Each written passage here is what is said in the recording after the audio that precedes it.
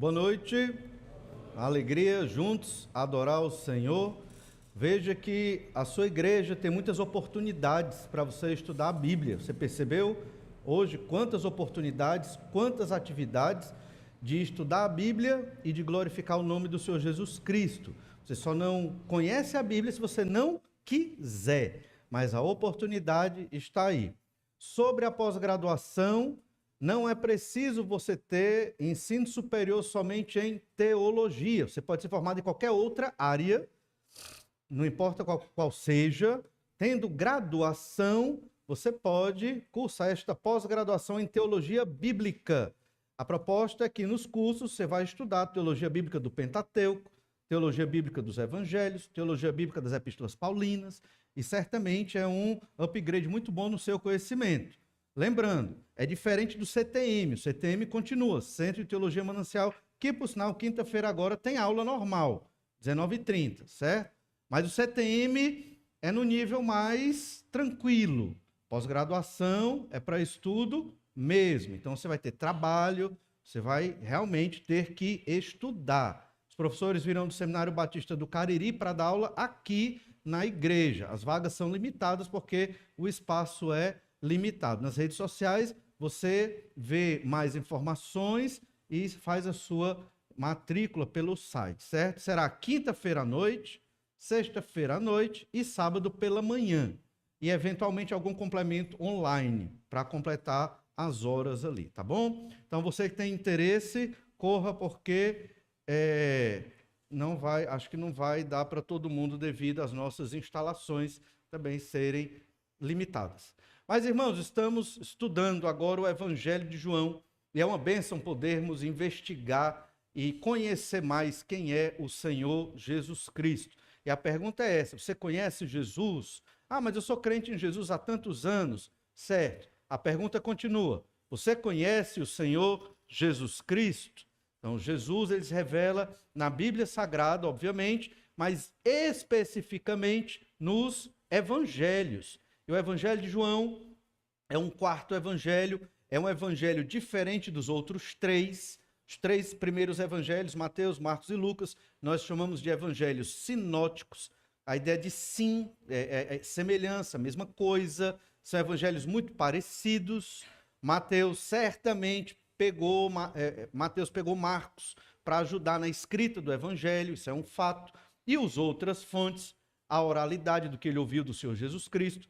Lucas foi um pesquisador, Teófilo, um homem que tinha condições financeiras, investiu em Lucas e disse: Lucas, escreva tudo o que aconteceu sobre o ministério do Senhor Jesus Cristo e sobre o desenvolvimento da igreja. É uma obra de pesquisa da época, certo? Então, o Evangelho de Lucas, ele tem esse aspecto de ser uma pesquisa. Quem não gosta da área acadêmica, saiba que na Bíblia existem produções acadêmicas da época, para o contexto da época. O Evangelho de Lucas é um desses, uma pesquisa encomendada. E o Espírito Santo inspirou Lucas, que investigou as fontes, conversou com os apóstolos, selecionou material, leu o Evangelho de Marcos certamente, que é o Evangelho menor, que foi fonte dos outros evangelhos. Mas João é um evangelho diferenciado, porque é um evangelho de uma testemunha ocular. É um aspecto do Evangelho de João. João, o apóstolo, o discípulo amado, um dos 12, do grupo íntimo de Jesus, né? Pedro, Tiago e João no barquinho, a música das crianças, né? Pois é, João estava no barquinho ali, né? O barquinho ali revela a intimidade de Jesus, e ele escreveu esse evangelho porque ele viu Jesus, ele andou com Jesus, ele foi amigo do Senhor Jesus Cristo. E Jesus era e é nada menos do que Deus. Então, estudando os primeiros versículos do Evangelho de João, João capítulo 1, verso 1 até o verso 5, é onde nós estamos estudando, e vamos investigar esse Evangelho bem devagar. Por quê? Para tentar não perder nada, né, do que esse Evangelho tem, porque é uma maravilha estudar a palavra de Deus e conhecer mais o Senhor Jesus Cristo. E lendo este evangelho, nós queremos, esses primeiros versículos, pelo menos, entender a seguinte ideia: Jesus é Deus e deve ser tratado como Deus. Jesus não é qualquer pessoa. Jesus não é um grande líder, um mestre, um profeta, um homem poderoso. Não. Ele é Deus. Existiu como Deus na eternidade passada. Há uma questão filosófica até hoje muito debatida: se o nada existe. O nada nunca existiu, porque Jesus sempre existiu. Ele é Deus na eternidade passada, com o Pai, o Filho, que é o próprio Senhor Jesus Cristo, e o Espírito Santo. Deus sempre existiu. Outra questão interessante: Deus nos criou porque ele precisava amar alguém. Não, ele não precisava amar ninguém. Ele amou porque ele quis. Ele já amava o Filho, ele já amava o Espírito Santo, e o Espírito Santo amava o Pai e o Filho amava o Pai e o Espírito Santo, e a Trindade divina se amava, porque são 3 pessoas, eles sempre se amaram. Eles nunca precisaram de ninguém, porque eles são Deus, e eles sempre existiram, sempre. E é uma coisa difícil para nós entendermos isso, né? Por que que é difícil? Nós somos seres de mentes finitas, mentes limitadas. Por mais inteligente que você seja, há um limite, não passa daquilo. Deus não é homem, Deus tem uma mente infinita. Então ele entende, obviamente, compreende, determina, controla, é soberano sobre todas as coisas. Lembre-se, a palavra não chegou nem à nossa língua, né? Está na mente indo para a fala, que milissegundos, é muito rápido.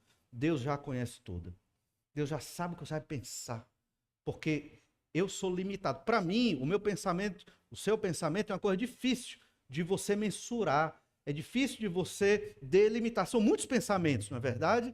E às vezes fica cansativo até pensar. Por isso que a gente gosta de anestesiar a mente, às vezes, certas coisas. O Senhor, que é infinito, ele já sabe todas as possibilidades e probabilidades do que nós pensamos e vamos vir a pensar, porque é tudo muito matemático. E Deus, ele é todo poderoso para compreender todos os dados que existem na mente, não só de um ser humano, mas de todos os seres humanos. Ele é infinito. E esse Deus se fez carne e habitou entre nós, e é o Senhor Jesus Cristo. João, ele está querendo, ao escrever esse evangelho e esses versículos, mostrar exatamente isso. Deus veio à terra. Jesus é o Cristo, o Messias prometido, para que os hebreus desse período crescem em Jesus como Deus, para que gregos e romanos crescem em Jesus como Deus. Vivemos numa época onde as pessoas realmente não creem em Jesus como Deus. Inclusive, grupos evangélicos não estão crendo em Jesus como Deus. É um movimento que tem crescido no Brasil e no mundo.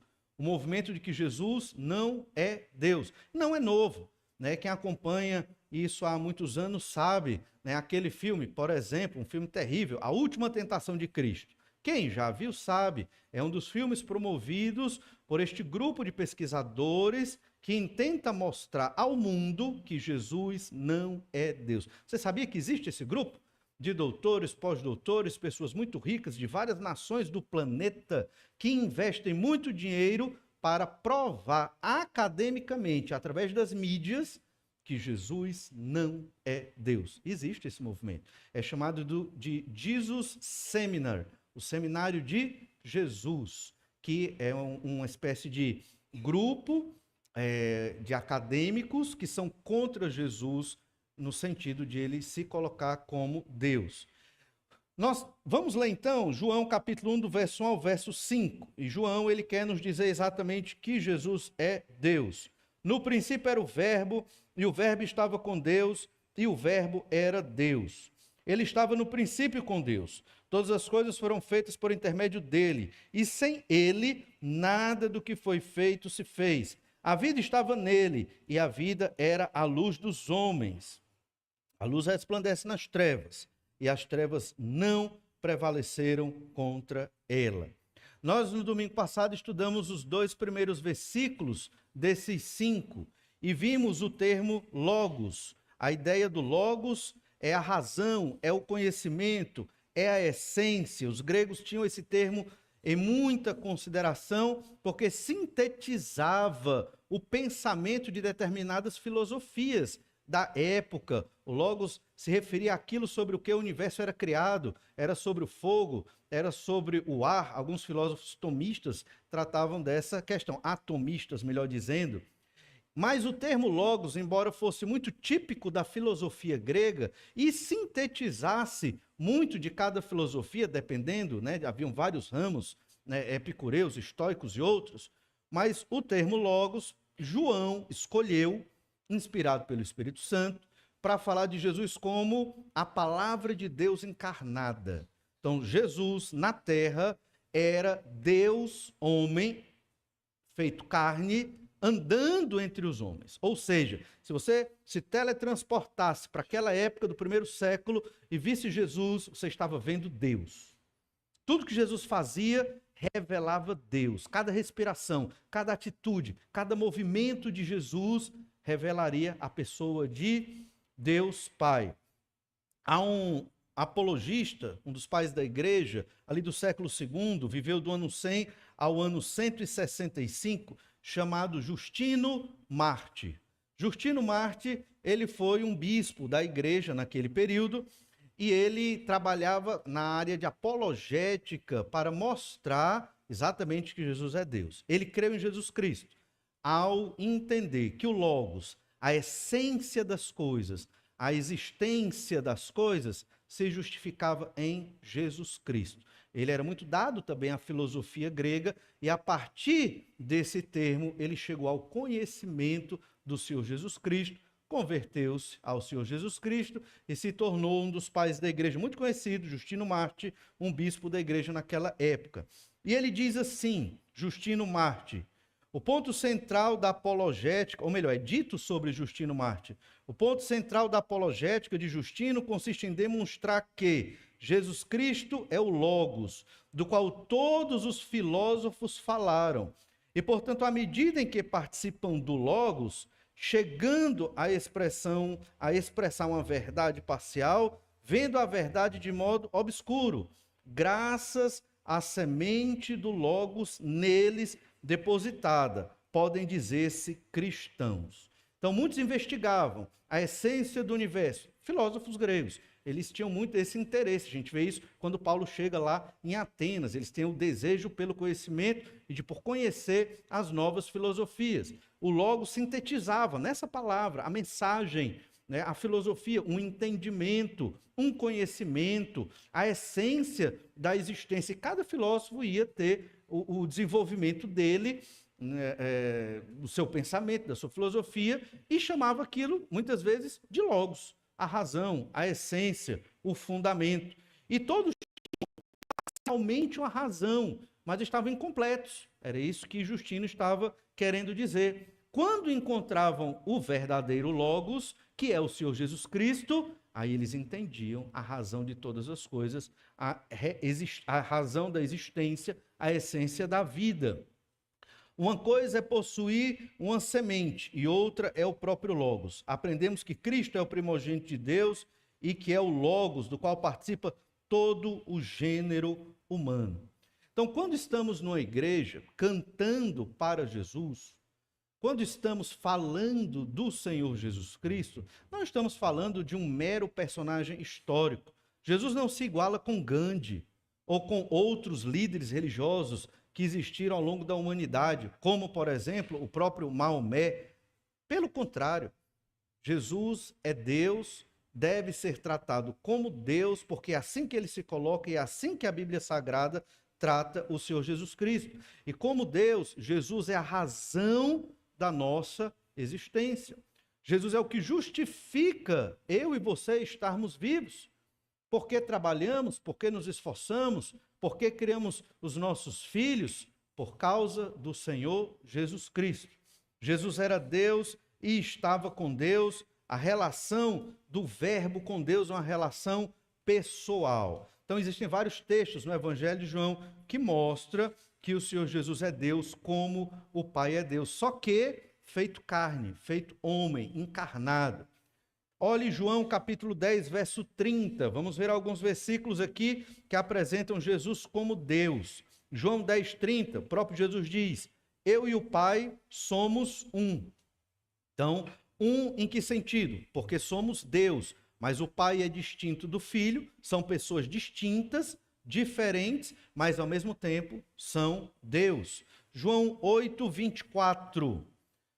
Por isso eu vos disse que morrereis nos vossos pecados, porque se não crerdes que eu sou, morrereis nos vossos pecados. E aqui você entende que essas duas palavras, eu sou, é o nome de Deus no Antigo Testamento. Aquele nome que você já ouviu em várias músicas, ou ouviu por aí em divulgações do meio evangélico, Jeová, Javé, Jeová, Yahué, todas essas palavras que eu acabei de falar são a mesma palavra hebraica, mas por uma razão muito estilística ali, se perdeu a pronúncia precisa desse termo no hebraico bíblico. Mas a gente sabe que a tradução seria eu sou. E por que muitas vezes essa vocalização, essa forma de falar o nome de Deus se perdeu? Porque o israelita no Antigo Testamento, ele tinha medo de falar o nome de Deus, porque ao falar o nome de Deus, o que é que ele estava dizendo? Eu sou, mas eu não sou Deus. Então ele ficava preocupado em ser profano, em pecar contra o Senhor. Então ele não falava a palavra hebraica para eu sou, ele substituía por outra palavra, como Adonai, que é meu Senhor, ou ele substituía por Elohim, que quer dizer Deus, no texto hebraico do Antigo Testamento, mas o termo eu sou, que é o Yahvé, ou Javé, ou Yahué, ou Jeová, a gente não sabe a pronúncia até hoje, esse termo eles não falavam. Então, por conta disso, se perdeu a pronúncia. Jesus está dizendo aqui no contexto de judeus, eu sou, é o nome de Deus, aqui no grego. O nome de Deus do Antigo Testamento, Jesus falando aqui para o povo, e o povo de Israel no Novo Testamento, se vocês não crerem que eu sou Deus, o Deus do Antigo Testamento, o Deus criador do céu e da terra, vocês vão morrer nos seus pecados. A fé cristã bíblica, ela é exclusivista. Por quê? Porque ela é muito direta e muito simples de ser compreendida. Só existe um Deus, o Pai, o Filho e o Espírito Santo. E você só vai ter salvação através do Senhor Jesus Cristo. Não tem outra forma de conhecer Deus se não for pelo Senhor Jesus Cristo. Não há outro caminho, não é por obras, não é por fidelidade a uma instituição eclesiástica como a igreja, não existe outra forma, não tem outro intercessor, não tem Maria, não tem outro santo, não existe isso. Isso tudo foi desdobramento de engano de séculos e séculos e séculos ao longo da história da igreja. E como é que eu descubro isso? É só você ler sua Bíblia. É muito simples. Você lendo sua Bíblia, você entende, percebe a verdade de quem é Deus, de como ele se revelou e o plano de Deus ao enviar o seu Filho, o Senhor Jesus, para nos livrar da condenação dos nossos pecados. Esta é a verdadeira religião, a verdadeira fé. É muito simples, não tem para onde fugir. Se você ainda não se arrependeu dos seus pecados e creu em Jesus, você não está reconhecendo que o Senhor Jesus é Deus e vai morrer nos seus pecados. A mensagem de Jesus é exatamente essa: arrependa-se dos seus pecados e seja salvo.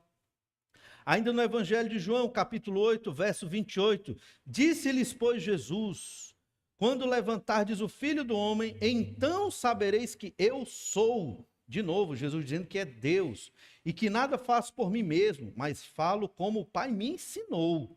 João 8, 58 ainda lemos, respondeu-lhe Jesus, em verdade vos digo, antes que Abraão existisse, eu sou. Claramente Jesus está dizendo, eu sempre existi.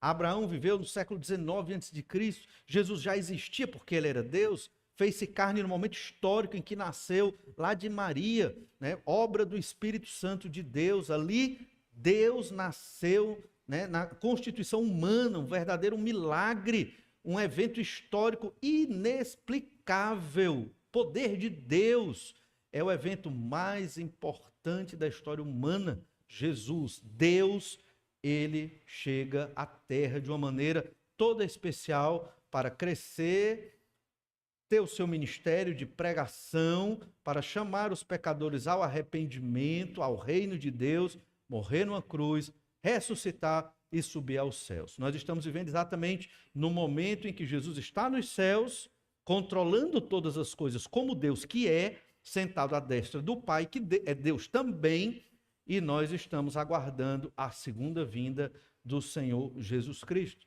É nisso que cremos, porque está na Bíblia Sagrada. Você deve ter esse entendimento. Esse é o primeiro entendimento do texto, de João, capítulo 1, do verso 1 ao 5. Jesus é Deus e ele estava com Deus. O segundo entendimento, que nós queremos caminhar mais nesses versículos, é que Jesus ele é o criador de tudo. E talvez para alguns seja estranho, Jesus criou todas as coisas? Sim, é o criador de todas as coisas. É o que diz no verso 3, João 1, 3. Todas as coisas foram feitas por intermédio dele, e sem ele, nada do que foi feito se fez. Você percebe que é a mesma verdade dita de duas formas, uma forma positiva e uma forma negativa. Tudo foi feito por meio de Jesus. E sem Jesus, nada teria sido feito. Então, Jesus, que foi pregado na cruz, ele é o criador do universo. Isso é algo que faz a mente explodir. Como assim? Foi pregado na cruz, humilhado por pessoas corruptas, pecadores, mentirosos, cheios de coisas terríveis nas suas vidas, e Jesus se permitiu, ele deixou-se ser incriminado, maltratado, preso e crucificado. Por quê? Porque ele é o perfeito sacrifício de Deus pelos nossos pecados. Sem Jesus morrer na cruz, não haveria perdão de pecados, não haveria perdão de pecados. A humanidade já tinha se acabado. Nós teríamos nos destruído. Se você pensar bem, o potencial de destruição da humanidade é enorme. Nós temos o potencial de nos destruir a qualquer momento. A gente sabe disso, né? O que o mundo possui de bombas nucleares e de pensamentos conflitantes e tantas coisas terríveis que podem vir a acontecer. Por que não aconteceu? Estou dizendo isso, você vai ficar ansioso, triste agora, o mundo vai acabar, estou perdido. Mas não é isso. Fique tranquilo. Se acontecer, é porque Deus quis. E Deus tem um plano para o fim de todas as coisas. Então nós temos essa segurança e tranquilidade. E não aconteceu, e ainda existe humanidade. Não é porque o ser humano é inteligente, amoroso, bondoso e conseguiu se organizar muito bem. Não é. Esse é o pensamento humanista. Mas não é a verdade. A verdade é porque Deus, o Pai e o Filho que está com o Pai hoje, né, na habitação celestial, estão controlando todos os eventos da humanidade. Tudo está sob o controle do Senhor Jesus Cristo. Tudo existiu por causa dele e nada existiria se não fosse Jesus. Nós vimos há pouco que o Logos é a mensagem de Deus encarnada. Jesus é chamado de Verbo, que a palavra grega é Logos, mas é traduzido na nossa Bíblia como o Verbo, e é traduzido assim porque Jesus é a mensagem de Deus encarnada. E é interessante que o Evangelho começa no princípio. Quando nós vamos lá para o princípio, o primeiro livro da Bíblia, Gênesis, começa assim também. No princípio, criou Deus os céus e a terra. Céus e terra, ali no verso 1 de Gênesis 1, não significa que Deus criou primeiro o céu e depois a terra. Não. Quer dizer que Deus criou tudo. O universo. Pá, criou.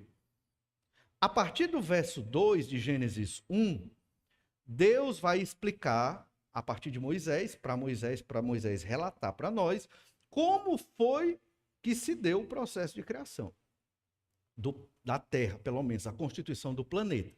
Mas, a princípio, Deus criou tudo, o universo, o cosmos, de uma vez só.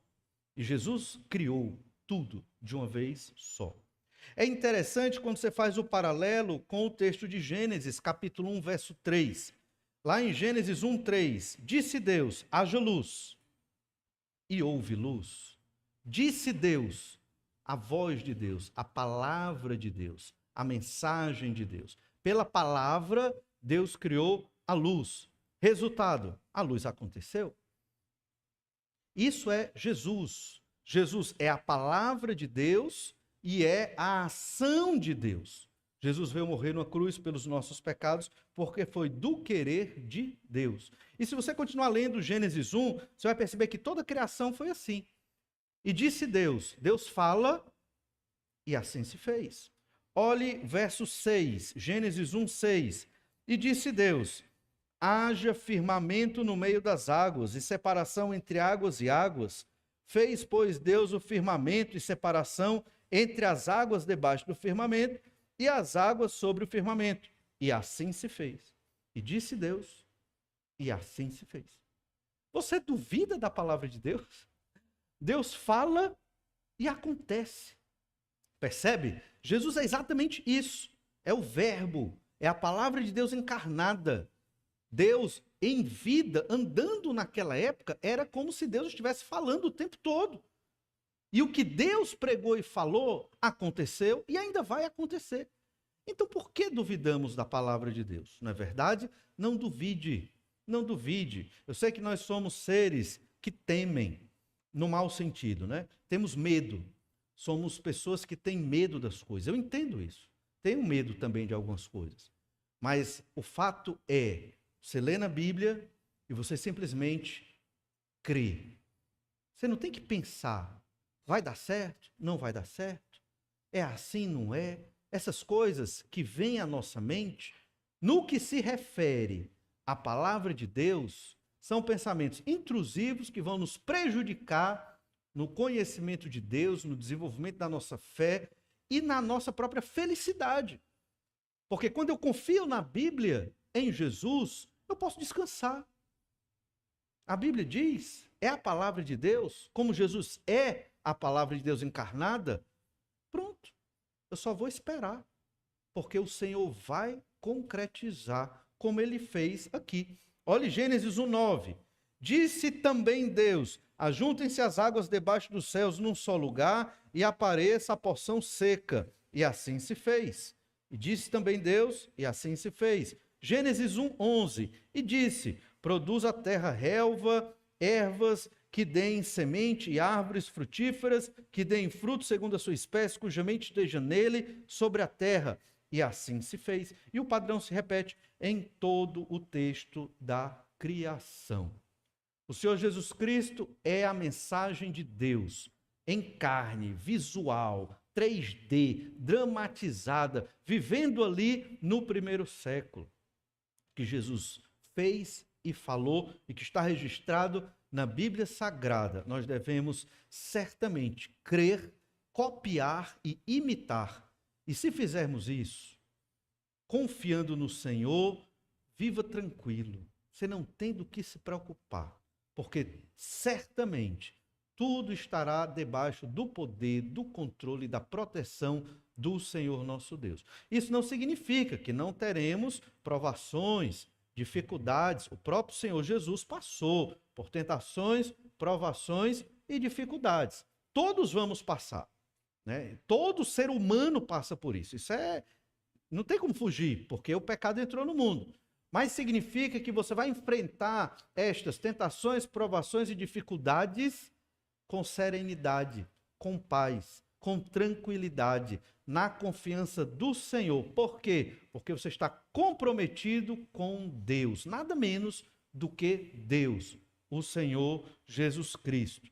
O Salmo 33, verso 6, diz assim: os céus, por sua palavra, se fizeram, e pelo sopro de sua boca, o exército deles. Aqui ele está interpretando Gênesis capítulo 1. O céu foi feito pela palavra de Deus, o universo. E aqui, para você ter um vislumbre do poder de Deus, acesse lá, você gosta da sua internet, acesse lá os vídeos do telescópio James Webb e veja o que ele já fotografou do universo. Aquilo ali foi Jesus que criou. Todas aquelas galáxias, a infinitude do universo, que às vezes nem conseguimos chegar a ver tudo, foi Jesus que criou todas aquelas estruturas. O planeta Terra em que nós vivemos, né? A gravidade ao redor do planeta, tudo aquilo foi Jesus. O planeta está na órbita perfeita, temperatura para a nossa sobrevivência, atmosfera ideal para podermos existir Foi Jesus que criou. Você percebe? Eu não sei se você consegue dimensionar, mas eu fico incrível. Porque é esse Jesus que nós temos a liberdade de conversar constantemente, orando todo tempo. Você pode cantar para o Senhor Jesus Cristo hoje. Você pode confiar nele, porque ele prometeu: estarei convosco todos os dias até a consumação dos séculos. E eu não entendo porque não nos comprometemos mais com o Senhor Jesus Cristo.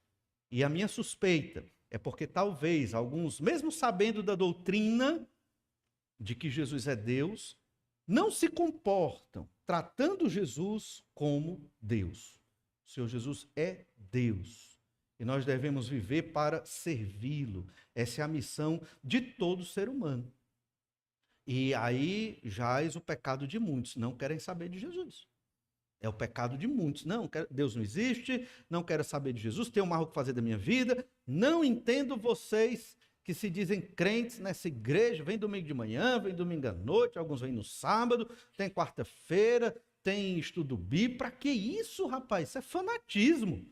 Alguns vão pensar dessa forma. Pelo contrário, é sede de conhecer Deus. E o conhecimento de Deus vem a partir do conhecimento da revelação de Deus. Jesus, revelação de Deus, Bíblia Sagrada, junto da oração e da iluminação do Espírito Santo de Deus na nossa vida. Lá em Isaías, capítulo 55, verso 11, diz mais: assim será a palavra que sai da minha boca, não voltará para mim vazia, mas fará o que me apraz, e prosperará naquilo para que a designei. Isso é Deus falando. A palavra de Deus sai da boca de Deus e ela é efetiva. Assim como foi na criação. E disse Deus: haja luz. E houve luz. Aconteceu. E assim se fez. Essa é a palavra de Deus. Deus fala e acontece. E essa é a nossa fé. É nisso que nós devemos crer. Por exemplo, Deus quer que você tenha um casamento feliz e abençoado? Ou não? Deus não quer isso. Deus quer? Está na Bíblia? É a vontade de Deus? Se você ora por isso, é óbvio que você vai receber. Porque é o que Deus quer. Então você tem que, pela fé, crer no poder de Deus, que vai transformar o seu marido, vai transformar a sua esposa, e você vai viver em fidelidade ali, para que o seu casamento seja para a glória de Deus. É um exemplo muito claro. É um exemplo. Por quê? Porque é o que Deus quer, está na palavra do Senhor. Acidentes acontecem, acidentes de percurso e certas dificuldades, sim, mas essa é a vontade revelada de Deus, e eu vou orar por isso, e o Senhor há de abençoar. É assim que o crente vive, pela certeza daquilo que o que Deus diz, revelou na sua palavra, ele vai fazer.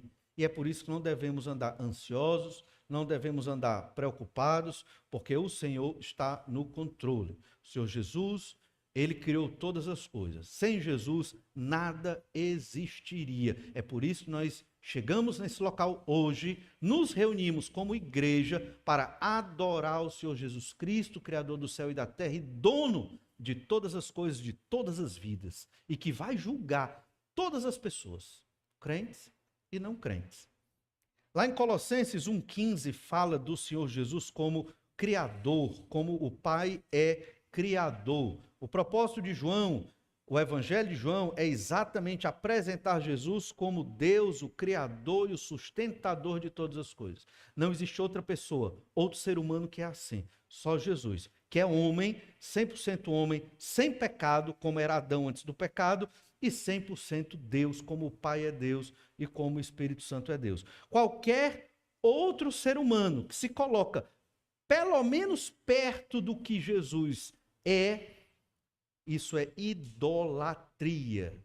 É idolatria. Por exemplo, não, eu vou rezar para esta mulher, para este homem, para ele interceder a Deus por mim.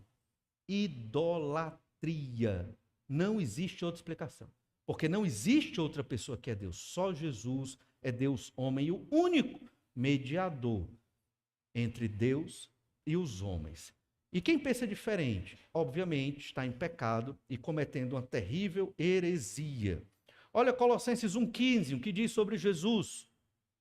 Este, falando de Jesus, é a imagem do Deus invisível, o primogênito de toda a criação, pois nele foram criadas todas as coisas nos céus e sobre a terra, as visíveis e as invisíveis, sejam tronos, sejam soberanias, quer principados, quer potestades, tudo foi criado por meio dele e para ele. Ele é antes de todas as coisas.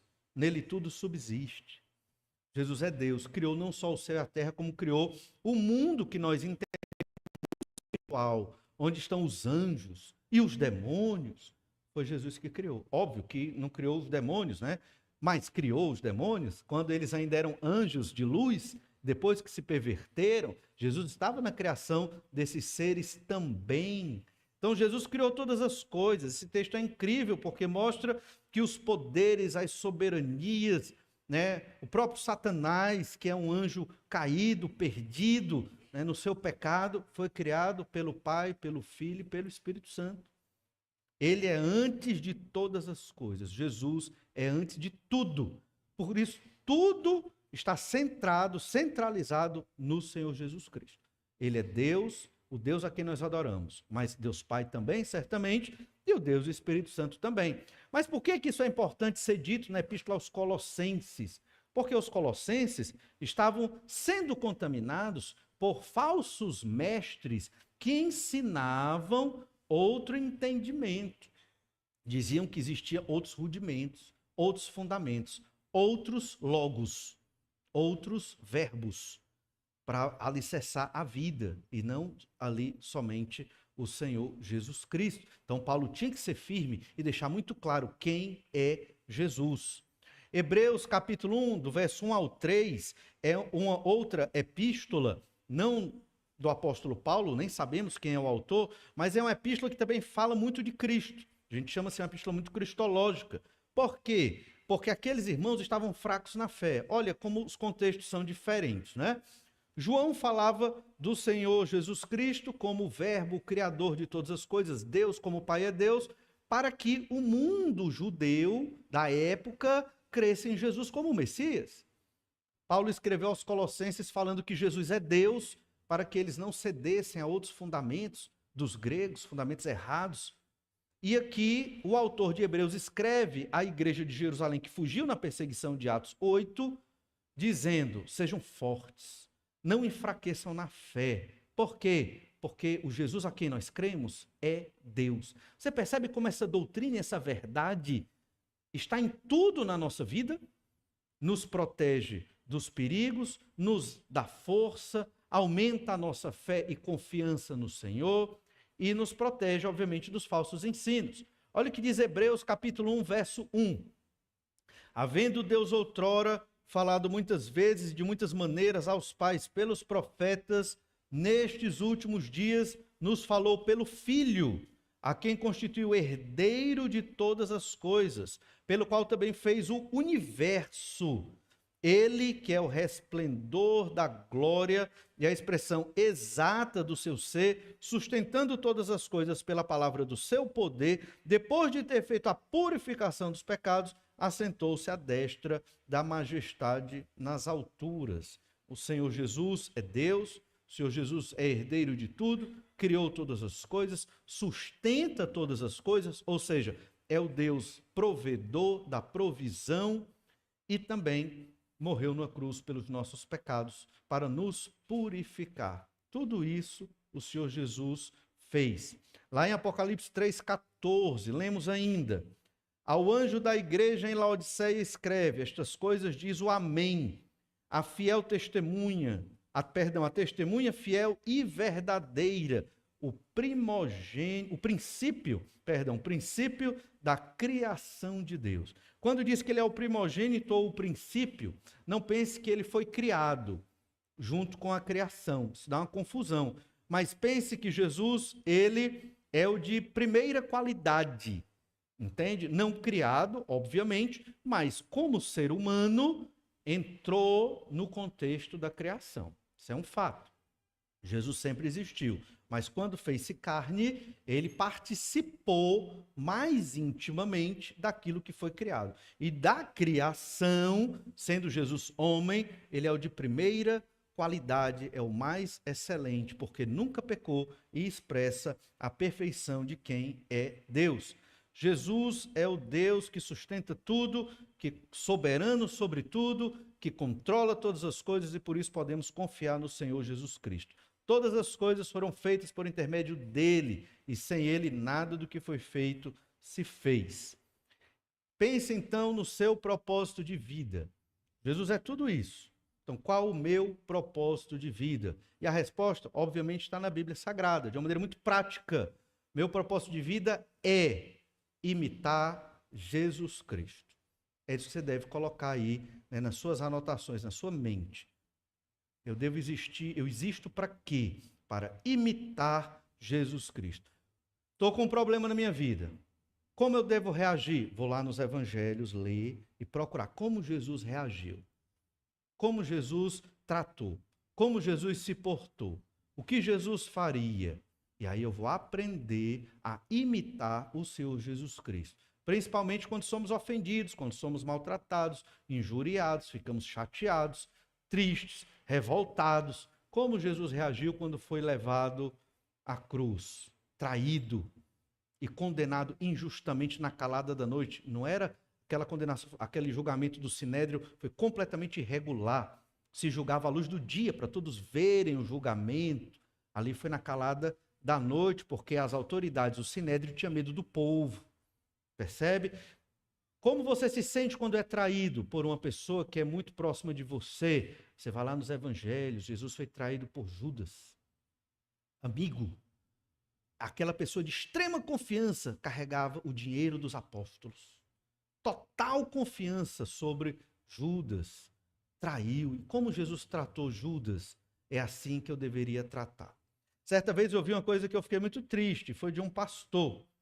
O irmão disse para aquele pastor, um crente disse para aquele pastor: pastor, veja, olha, Jesus agiu assim, então eu tenho que fazer como Jesus, mas é tão difícil. Aí o pastor disse: não, mas Jesus é Jesus, nós somos diferentes. Tá, então você rasga a Bíblia, né? Rasgue aí da sua Bíblia, brincadeira, rasgue não.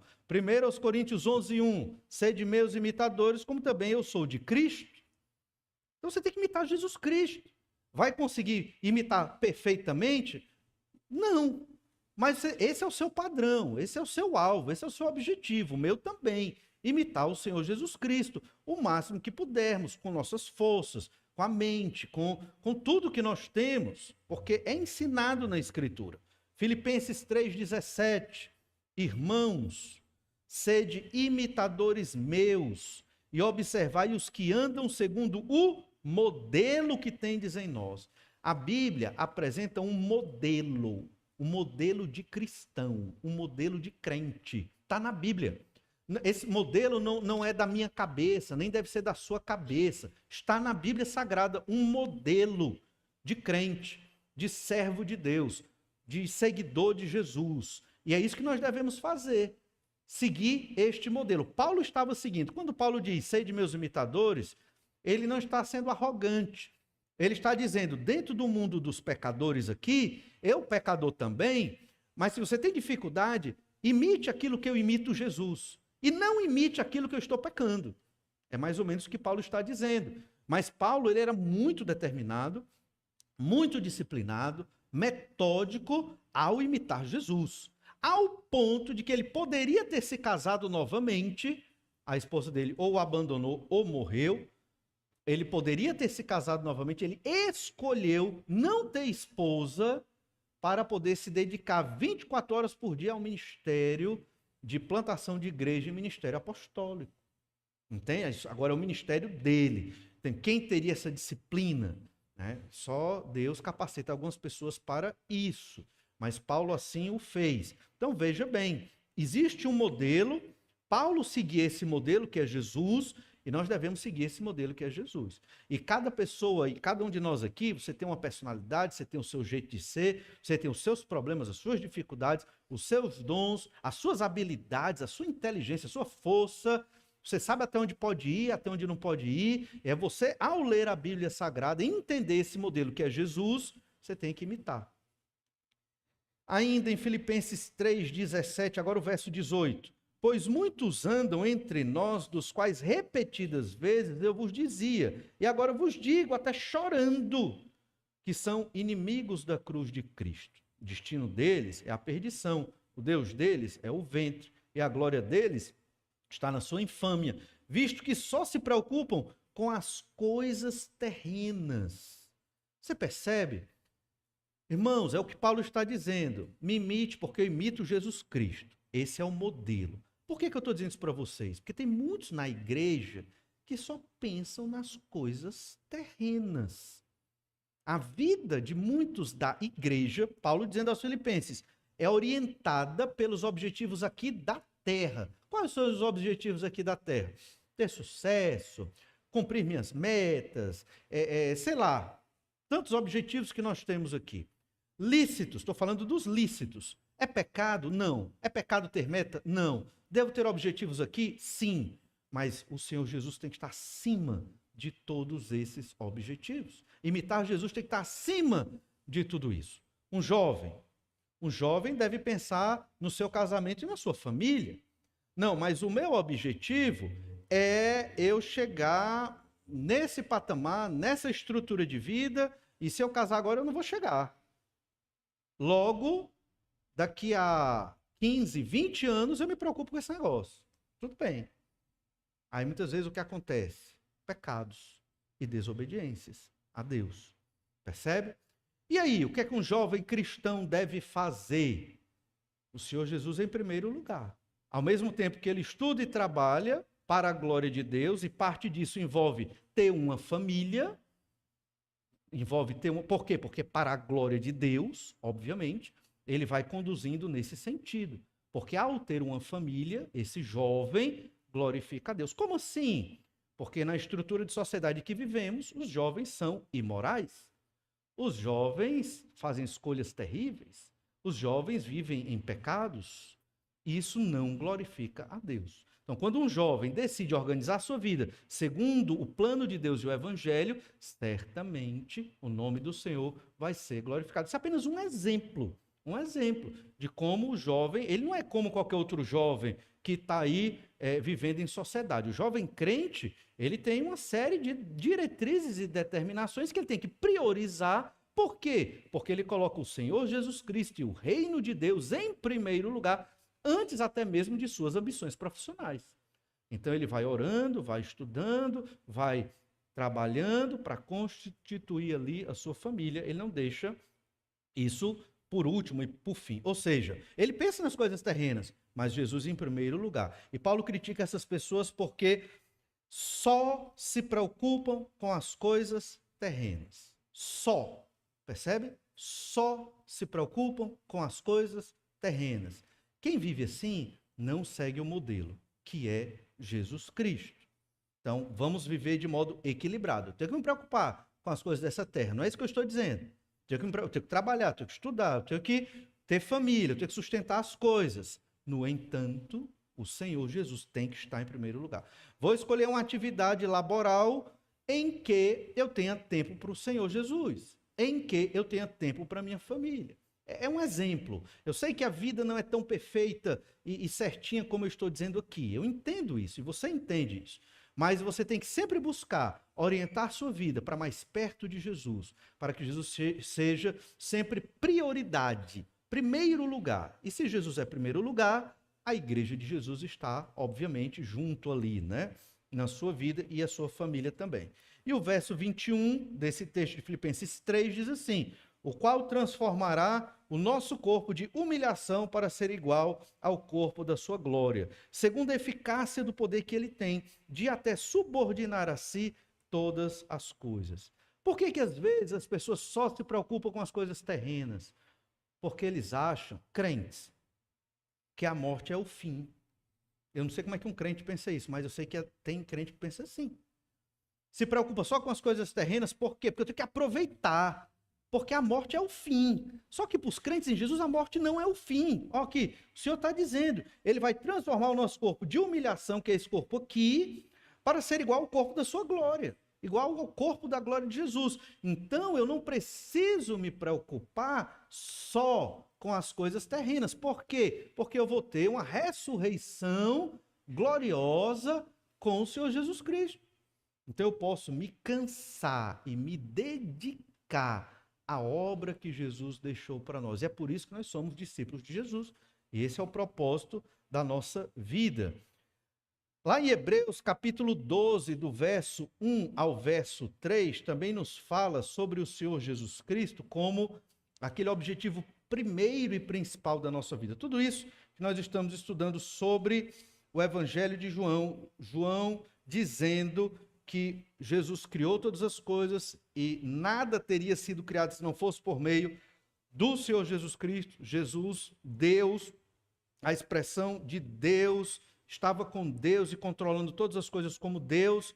Isso deve nos levar a uma atitude prática. Esse conhecimento não é só para ficar aqui na nossa mente. Isso deve gerar algo. E vai gerar o quê? Seja imitador de Jesus. Não pense só nas coisas terrenas. Hebreus 12, verso 1. Portanto, também nós, visto que temos a rodear-nos tão grande nuvem de testemunhas, desembaraçando-nos de todo peso e do pecado que tenazmente nos assedia, corramos com perseverança a carreira que nos está proposta. E aqui o autor de Hebreus está motivando aqueles crentes que estavam fracos na fé, porque fugiram de Jerusalém numa perseguição terrível. Saulo era o perseguidor, e eles perderam casa, perderam terreno, talvez parentes morreram na fuga, a família se separou, começaram a passar necessidades, não sabiam onde moravam certamente, alguns foram para cavernas, outros para a casa de outros parentes. Ficou uma situação terrível, e eram algumas dezenas de milhares de pessoas. A igreja de Jerusalém ficou só com os 12 apóstolos. Veja lá em Atos capítulo 8, a partir do verso 1. É para essa igreja dispersa que o autor de Hebreus está escrevendo. E ele está motivando. E ele disse, corra a carreira que foi proposta. Se livre dos pecados que estão amarrando você. É exatamente isso que nós estamos lendo. A nuvem de testemunhas que ele fala aqui são exatamente os santos do Antigo Testamento do capítulo 11, que ele apresenta como Abraão, como tanto Moisés e tantos outros. Percebe? Ele está motivando. Você pode vencer, você pode perseverar na fé em Jesus. Não tenha medo de ser preso, de ser morto. Continue firme, continue crendo. Eles estavam querendo deixar a fé em Jesus com medo da morte mesmo. Olha o verso 2. Você vai correr, você vai perseverar a carreira proposta. Como? Verso 2. Olhando firmemente para o autor e consumador da fé, Jesus. É assim que vivemos a vida cristã. Olhando firmemente para Jesus. Se você está nessa igreja e não olha firmemente para Jesus, você vai se decepcionar. Você vai esfriar na fé, ou talvez nunca teve. Você vai se desanimar, porque a igreja não funciona para os que não olham para Jesus. Acredita nisso? Pois essa é a pura verdade. A igreja ela só funciona para quem olha para Jesus. Firmemente. Estou aqui por causa de Jesus, porque eu me arrependi dos meus pecados e criei no Senhor Jesus Cristo. Estou nessa igreja porque sou servo do Senhor Jesus Cristo. E como discípulo de Jesus, vou obedecer a Jesus, que é Deus e criou todas as coisas. O que é que Jesus manda eu fazer? Jesus manda eu amar o perdido e buscar o perdido. Pregar o evangelho do reino para o perdido, fazer discípulos para Jesus. É isso que Jesus manda eu fazer. É isso que você, crente, tem que fazer na igreja de Jesus. Esse é o trabalho. Se hoje nós disséssemos, irmãos, não vai ter mais nenhum ministério, departamento nessa igreja. A gente só vai ter culto e você vai pregar o evangelho e fazer discípulo. A igreja era plenamente obediente ao Senhor. Porque é isso que requer da igreja. E quando nós temos um retiro de famílias, por exemplo, é para existir um discipulado ali. Vai ter um pregador que vai falar para as famílias e ali é para haver edificação. Não pense que é entretenimento, não. Ali é para nos reunir, para ter edificação, para ter desafios, para nos purificarmos e santificarmos. Essa é a ideia. Da mesma forma com o retiro de jovens, da mesma forma com os trabalhos nos casais, a ideia é que o crente ele é operoso e praticante. e está servindo a Jesus na igreja. No dia que a igreja for local somente de entretenimento, nós já perdemos. A batalha foi perdida, porque não é essa a proposta. Por isso, se você não olhar para Jesus, você não vive igreja. Você reclama da igreja. Você fica perdido dentro da igreja. Por quê? Porque você não olha para Jesus. Essa é a carreira proposta. Olhe firmemente para o Senhor Jesus Cristo. Aí você pode ficar confuso. Mas como eu vou olhar? Jesus está no céu ressurreto. Como eu vou olhar para Jesus? Evangelho de João. Os outros evangelhos. O que as epístolas falaram sobre Jesus. O que o profeta Isaías falou sobre o Senhor Jesus Cristo, que a gente estudou bastante no ano passado. Olhando firmemente para o autor e consumador da fé, Jesus, o qual, em troca da alegria que lhe estava proposta, suportou a cruz, não fazendo caso da vergonha, ignomínia, e está assentado à destra do trono de Deus. Considerai, pois, atentamente aquele que suportou tamanha oposição dos pecadores contra si mesmo, para que não vos fatigueis desmaiando em vossa alma. Por que o crente desmaia na alma? Que é uma epístola escrita para crentes. Por que o crente se cansa da vida cristã, se cansa da igreja, se cansa da Bíblia, se cansa da oração? Tem crentes que se cansam, né? Fatiga, está muito parada a igreja, não sei o que. Por quê? Porque não entende. O objetivo é olhar para Jesus. Considere atentamente isso. Jesus é o centro da nossa fé. É o centro, é o cabeça da igreja. Tudo converge para o Senhor Jesus Cristo. Efésios capítulo 1. Tudo que fazemos aqui, o trabalho do OANSE e outros ministérios do trabalho infantil, tudo é para Jesus, é para Jesus. Você dá aula no ministério infantil desta igreja, você tem que vir domingo de manhã, cedo, antes do horário começar, que é 9 horas, tem que chegar 10, 15 minutos antes. Porque você está trabalhando para Jesus. Você tem que ajeitar a sua sala, deixar tudo arrumadinho, porque isso aqui não é só para aquelas crianças, é para Jesus. E nos relatos da Assembleia que nós temos, quantos falaram do seu testemunho de conversão a partir da escola bíblica dominical? Às vezes você é professor, eu sei que você fica desanimado com certas crianças, certa situação, mas é exatamente ali que você tem que lembrar. Eu olho para Jesus, eu vou dar a melhor aula que eu puder, porque é para Jesus. E ele pode resgatar algumas dessas crianças. Tudo, irmãos, na igreja tem que ser para Jesus. Tudo. O que você pensar em fazer. Se você não fizer pensando no Senhor Jesus Cristo, para a glória do Senhor Jesus Cristo, você vai se fatigar, você vai desmaiar e vai cansar. E aí é o começo do desvio. Você vai pôr a culpa em alguém. Talvez no pastor, talvez em algum irmão, mas não é. A culpa é sua, porque deixou de olhar para o Senhor Jesus Cristo. Jesus é o Criador de tudo. Ele é Deus e por causa disso, ele é o modelo da minha vida, é a motivação do meu serviço e existência na igreja, e eu tenho que dedicar tudo o que eu sou, toda a minha vida, todos nós, crentes em Jesus, para a glória de Deus, vendo Jesus como autor e consumador da nossa fé, o nosso objetivo de vida. Vivendo assim, certamente, Deus será glorificado. Vivendo assim, a igreja já é vitoriosa. Vamos orar, pedir para que o Senhor nos abençoe. Te louvamos, ó Pai, pela tua graça e misericórdia nas nossas vidas.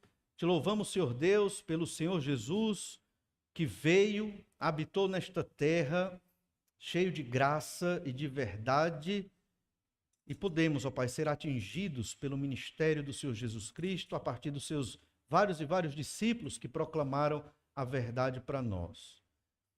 Ajuda-nos, ó Deus, para que essa verdade que estudamos hoje entre profundamente na nossa mente e coração, para que estejamos comprometidos, ó Pai, com o Senhor Jesus Cristo, com o Teu Espírito Santo, para vivermos de modo que agrade a Ti, como modelos de Jesus, imperfeitos sim, mas sempre buscando a imagem do Senhor Jesus em nós.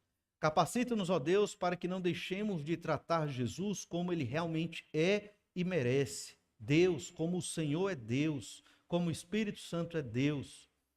Capacita-nos, Senhor Deus, a compreender a razão da nossa fé e nos alicerçar exatamente no que nos motiva, que é o amor pelo Senhor Jesus, que morreu na cruz pelos nossos pecados, para nos dar uma plena e poderosa salvação e também uma vida abundante e maravilhosa aqui nesta terra.